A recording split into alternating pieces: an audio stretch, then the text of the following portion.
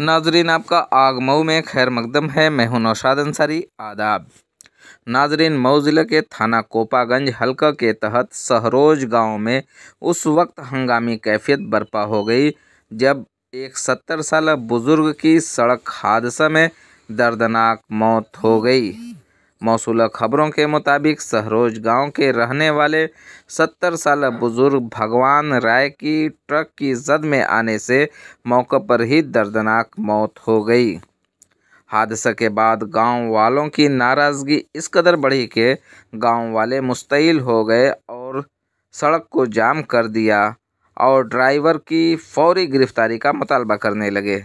मज़कूरा हादसे और जाम की खबर मिलते ही ज़िला इंतज़ामिया अलर्ट हो गई और सीओ घोसी फोर्स मौके पर पहुंचे और गांव वालों को समझा बुझाकर उनकी नाराज़गी को कम किया।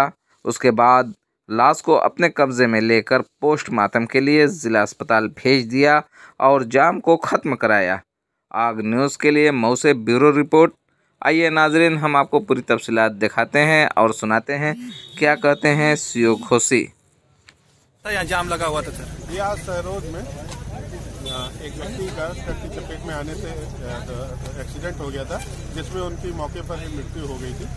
और इस संबंध में जो क्षेत्रवासी थे उन्होंने रोड को पुलिस ने अपने कब्जे में लेकर पोस्टमार्टम के लिए भेज दिया है।